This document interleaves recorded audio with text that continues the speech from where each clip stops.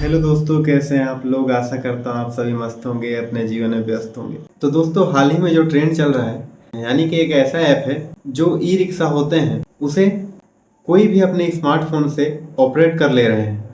जैसे मान लीजिए कोई भी उस ऐप को डाउनलोड कर लिए तो किसी भी ई रिक्शा जो सामने चल रहा होगा उसे एक रिमोट की तरह अपने स्मार्टफोन से बंद कर सकते हैं। अब क्या है इसका सच, इस ऐप का क्या नाम है, आइए इन सभी बातों को जानते हैं। तो दोस्तों, अभी हाल ही में एक ऐप काफ़ी ज़्यादा वायरल हो रहा है जिसका नाम है बेट BMS। तो दोस्तों, काफ़ी लोगों ने इस ऐप के ऊपर ब्लेम किया है कि किसी भी ई रिक्शे को ये एप्लीकेशन बंद कर देता है।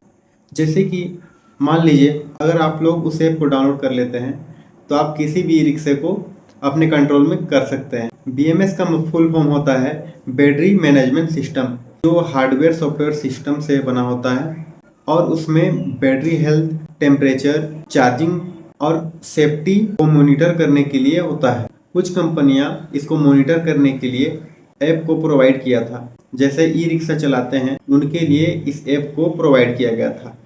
जो बैटरी मैनेजमेंट सिस्टम है, जो पहले ई रिक्शा आते थे उसमें ये फीचर नहीं था।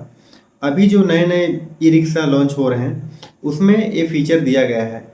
तो इसी के दौरान इस फीचर के लिए एक ऐप लॉन्च किया गया जिसमें जो ई रिक्शा यूज करते हैं उनके लिए ये जो बेट BMS ऐप लॉन्च किया गया था, वे जो रिक्शा चलाते हैं उनके लिए हेल्पफुल था। ये फीचर कोई भी अपने फ़ोन में डाउनलोड करके एप्लीकेशन को अपने आसपास जितने भी ई रिक्शा दिखते थे उनको मजाक मजाक में कोई भी ऐप को डाउनलोड करके ब्लूटूथ ऑन करके जो फीचर था उनके छेड़खानी करते थे, जो बहुत ही गलत है। लेकिन जो नए कंपनी है वही BMS फीचर को अप्रूवल किए हैं। होता है उस फीचर को पहले अप्रूवल नहीं किए थे, तो पहले वाले जो ई रिक्शा थे उनमें ऐसा कुछ ऐप या फिर कोई फीचर लागू नहीं हुए थे।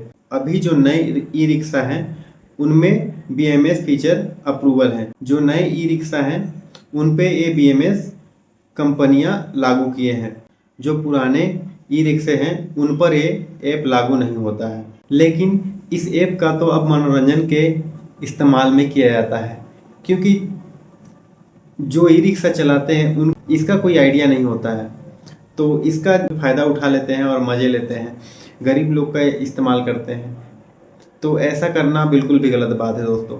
मेरा बताने का पर्पस ओनली बेसिक नॉलेज के लिए था, तो इसका सही इस्तेमाल करो, ना कि किसी को परेशान करने के लिए, क्योंकि 2 वक्त की रोटी सभी को चाहिए दोस्तों।